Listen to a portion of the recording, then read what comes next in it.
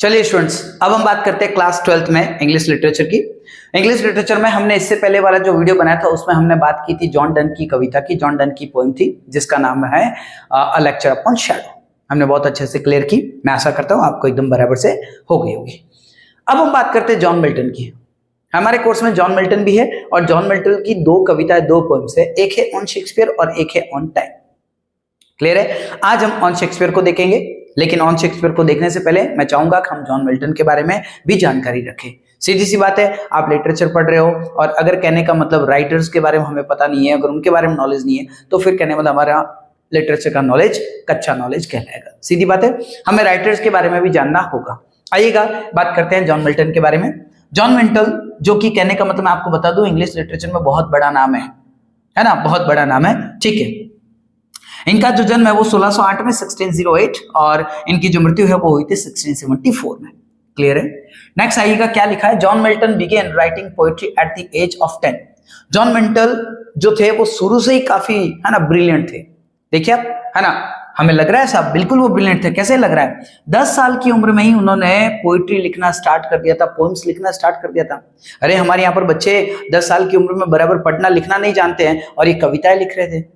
सही बात है? तो कहने का मतलब वास्तव में बहुत ही गजब के ब्रिलियंट थे। Okay, after finishing his formal education at Cambridge, उन्होंने अपना एजुकेशन जो है वो कैम्ब्रिज से कंप्लीट किया था और अपनी एजुकेशन को कंप्लीट करने के बाद ही read almost everything available in Latin, Greek, Italian and English. उन्होंने, है ना, उस वक्त जो भी इंग्लिश में था, जो कुछ भी उनको मिला इंग्लिश में, जो कुछ भी उनको मिला इटालियन में, ग्रीक में, लैटिन में, वो सब पढ़ा था। पढ़ने के बड़े शौकीन थे तो पढ़ा था सब। ठीक है, he was appointed Latin secretary, कहने का मतलब क्या, उनको काम मिल गया लैटिन सेक्रेटरी में। Okay, where he worked hard, है ना, where he worked so hard, उन्होंने वहां पर बहुत ज्यादा मेहनत की, इतनी ज्यादा मेहनत की that the eye strain from years of late night reading caused him to become totally blind at the age of 45।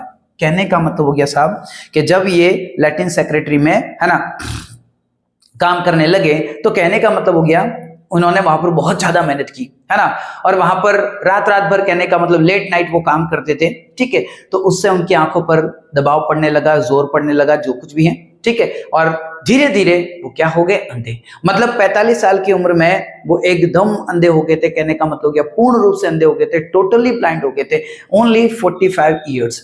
सही बात है, मतलब 45 साल की उम्र में, है ना, वो क्या हो चुके थे, अंधे हो चुके थे, टोटली ब्लाइंड थे साहब। बहुत गजब की बात है।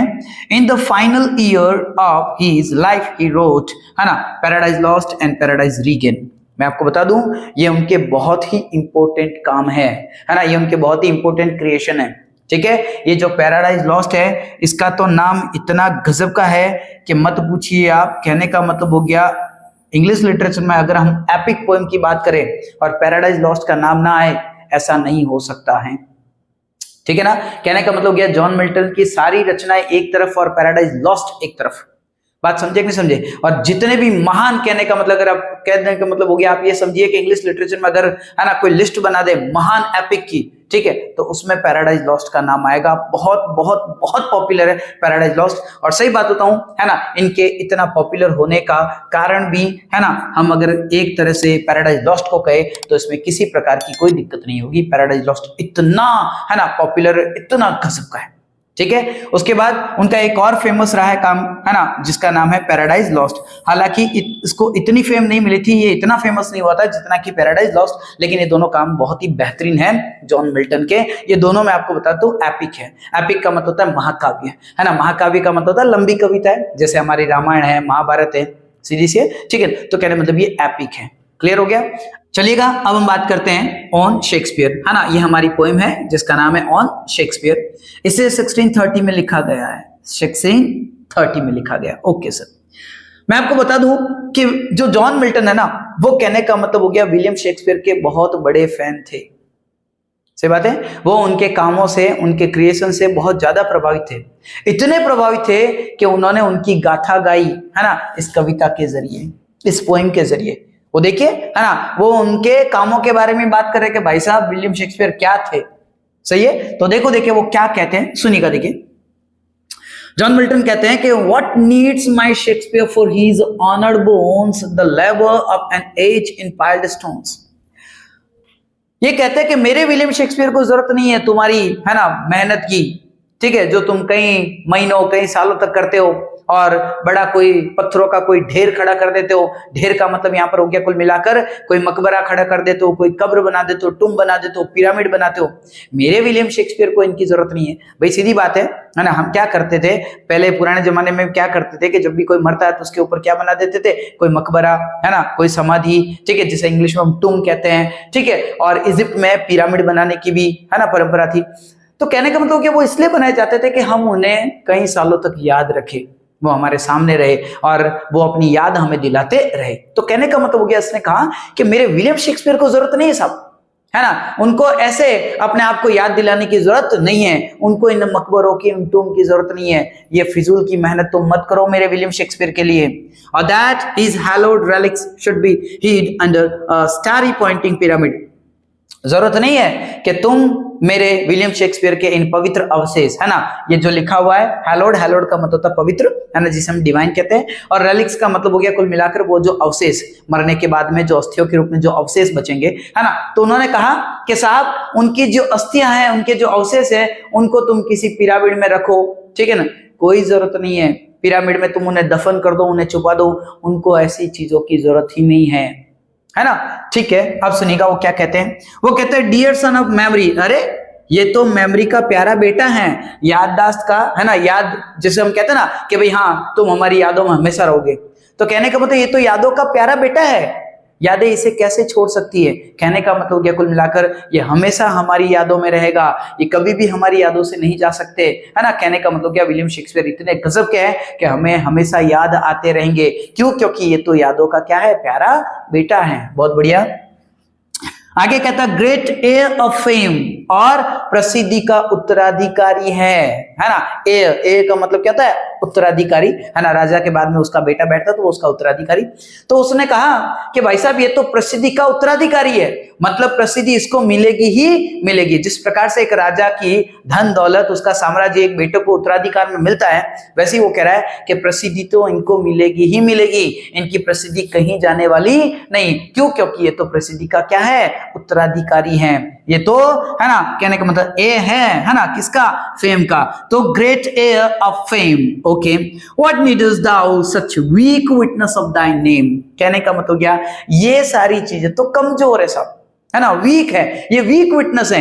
इन वीक विटनेस को, है ना, मेरे विलियम शेक्सपियर को जरूरत नहीं है, इनकी किसी की भी जरूरत नहीं मेरे विलियम शेक्सपियर को। ये तो सब कमजोर, है ना, कहने का मतलब सबूत है ना, ये तो कमजोर, ये तो वीक विटनेस है साहब, है ना। मेरे विलियम शेक्सपियर के नाम को इन वीक विटनेस की जरूरत नहीं है, ओके। वो क्या कहता है, thou in are wonder and astonishment, है ना।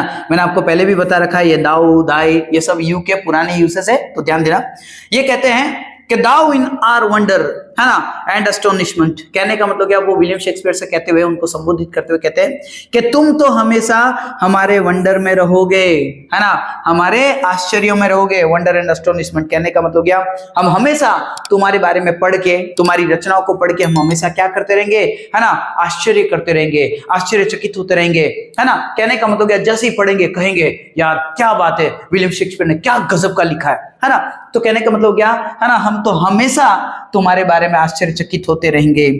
Hast built thyself a livelong monument, कहने का मतलब हो गया तुमने तो खुद ने, ये जो hast है वो कहने का मतलब has का यूज है ना, पुराना यूज है ये, ठीक है ना। तो उसने कहा है कि hast built thyself a livelong monument, अरे तुमने तो खुद ने, है ना, livelong monument बना लिए हैं। सही बात है, हमारे दिलों में, है ना, हमारे मस्तिष्क में, ठीक है। तो कहने का मतलब हो गया, उन्होंने कहा साहब आपको कोई दूसरे मॉन्यूमेंट, है ना, जो फिजिकल होते हैं, जो पत्थरों से बनते हैं, उनकी कोई जरूरत नहीं है। तुमने तो हमारे दिल में सोते ही, है ना, ऐसे मॉन्यूमेंट क्रिएट कर दिए हैं। तो ये पत्थरों से बने हुए मॉन्यूमेंट्स हमारे लिए किसी काम के नहीं है ना, क्योंकि तुम तो वैसे ही हमारी यादों में रहोगे, है ना, तुम्हें तो हम हमेशा याद करते रहेंगे, ठीक है। तुम्हारी प्रसिद्धि तुम्हें हमेशा मिलती रहेगी, ठीक। हम आश्चर्यचकित होते रहेंगे जब जब तुम्हें पढ़ेंगे।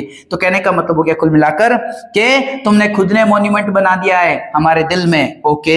For whilst to the shame of slow enduring art, है ना, enduring art, ठीक है ना, thy easy numbers flow and that each heart hath from the leaves of thy unvalued book. क्या कहा उन्होंने, वापस सुनिएगा.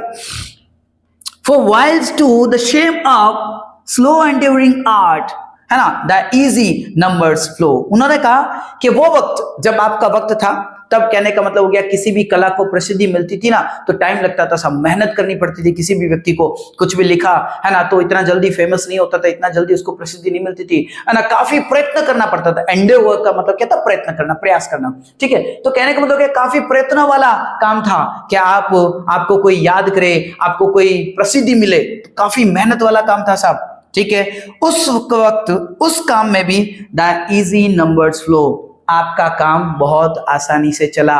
कहने का मतलब हो गया आपको लोगों ने याद किया, है ना. ठीक है, आपको फेमस होने में आपको कोई ज्यादा मेहनत करनी नहीं पड़ी, क्योंकि आपने मेहनत कर दी रचनाओं को करने में, और आपकी रचनाएं इतनी बेहतरीन थी कि कहने का मतलब हो गया आप इतने जल्दी फेमस हुए कि मत पूछिए, आपके काम लोग हमेशा याद रखेंगे. उसका कहने का मतलब ये है.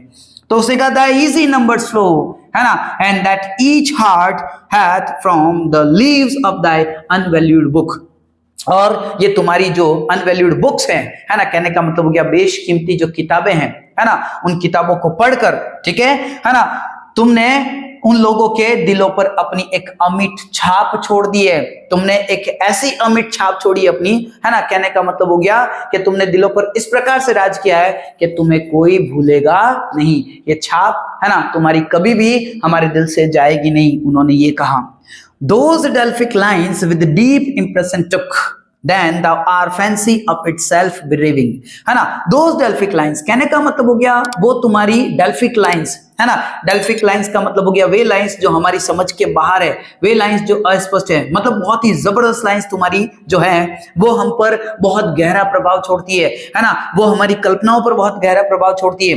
मतलब तुम्हारी लाइंस पढ़कर हम कल्पनाओं में खो जाते हैं, है ना. ऐसा लगता है जैसे कि हमारी कल्पनाएं खुद के लिए दुख प्रकट कर रही हो सब, है ना. कहने का मतलब हो गया ब्रेविंग का मतलब हो गया किसी के लिए दुखी होना, कोई मर गया है, कर गया है. तो कहने का मतलब हो गया जो आपके पास में नहीं रहा है, जो आपके कंट्रोल में नहीं रहा है, तो ये कह रहा है कि हमारी कल्पना इस प्रकार हो जाती है कि हमें ऐसा लगता है जैसे हमारी कल्पनाओं पर हमारा कोई कंट्रोल ही नहीं रहा. हमारी कल्पनाएं न जाने हमें छोड़ के कहां चली गई है, और इसीलिए हम हमारी कल्पनाओं के लिए क्या करते हैं, दुख प्रकट करते हैं, संताप प्रकट करते हैं. तो कहने का मतलब क्या, तुम्हारी लाइंस, ये जो डेल्फिक लाइंस है वो हम पर इतना प्रभाव छोड़ती हैं कि हम न जाने कहां कहां कल्पनाओं में खो जाते हैं. अब हम बात करते हैं इसके आगे. फिर इसके आगे वो क्या कहता है, तो सुनिएगा, देखिए नेक्स्ट. इसके बाद वो कहता है Dost make us marvel with too much conceiving. ये जो DOST लिखा हुआ है ना, इसका प्रोनाउंसिएशन बिल्कुल वैसा ही रहेगा जैसा कि DUST का, डस्ट, है ना. और मैं आपको बता दूं ये पुराना यूज है यू के लिए, है ना. ये यू के लिए स्पेशली यूज होता था, और ये डू का ही फॉर्म है. किसका फॉर्म है, डू का. क्लियर है. तो कहना मतलब डू का ऐसा फॉर्म है जिसका स्पेशली यू के लिए यूज होता था, YOU. ओके सर, है ना. जब यू का मतलब सिंगुलर पर्सन से हो तब. Okay, dost make us marvel with too much conceiving, and so sepulchred in such pomp dost lie.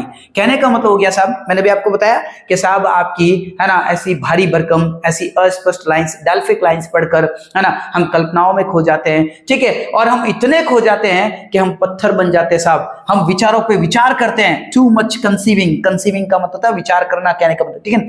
तो हम इतने विचार करते हैं, इतनी कल्पनाओं में खो जाते हैं कि हम पत्थर बन जाते हैं. आपको कहा, है ना, मार्बल. मार्बल का मतलब क्या हो गया, पत्थर. तो कुल मिलाकर ये कह रहा है कि साहब आपकी लाइंस, है ना, शेक्सपियर, है ना, आपकी जो लाइंस है उन लाइंस को पढ़कर हम कल्पनाओं में खो जाते हैं, विचारों में खो जाते हैं, इतने विचार करते हैं कि हम पत्थर बन जाते हैं, मार्बल बन जाते हैं. आगे वो कहता है and so sepulchred in such pomp dost lie, है ना, that king for such a tomb would wish to die. यहां पर आपकी पोएम खत्म है ना. तो उसे क्या कहा, and so sepulchred in such pomp dost lie that kings for such a tomb, है ना. TOMB tomb होता है, ध्यान देना, TOMB tomb, है ना. tomb का मतलब कब्र, मकबरा, जो भी आप कहे.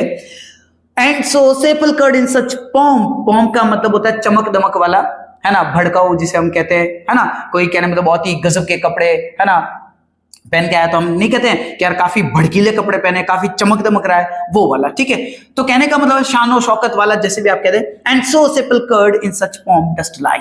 उससे कहा साहब तुम जैसी कब्र में सो रहे हो, है ना. sepulchred का भी मतलब क्या था, समाधि, कब्र वगैरह. तो उसने कहा and so sepulchred in such pomp dost lie, तुम जैसी, है ना, इतनी गजब की, इतनी चमक दमक वाली, है ना, इतनी मतलब भड़काऊ, कहने का मतलब क्या कुल मिलाकर इतनी शानो शौकत वाली, है ना, जैसी तुम समाधि में सो रहे हो वैसी समाधि में that kings for such a tomb would wish to die, ऐसी समाधि में तो बड़े बड़े राजा भी सोना चाहते हैं। वो भी ऐसे ही चाहते हैं कि जैसी मौत विलियम शेक्सपियर को मिल रही है, जैसी चमक दमक वाली सेपलकड़, है ना, विलियम शेक्सपियर को मिल रही है, हमें भी ऐसी मिले। तो वो भी इस प्रकार की कामना करते हैं, लेकिन उनको भी ऐसा सेपलकड़ मिलने से रहा। जो चमक दमक तुम्हारी कब्र में है, जो चमक दमक तुम्हारी समाधि में है, वो चमक दमक एक बड़े से बड़े राजा को भी प्राप्त हो सकती नहीं है, जबकि वो भी हमेशा यही चाहेगा कि मुझे भी लोग किसकी तरह याद रखें, विलियम शेक्सपियर की तरह।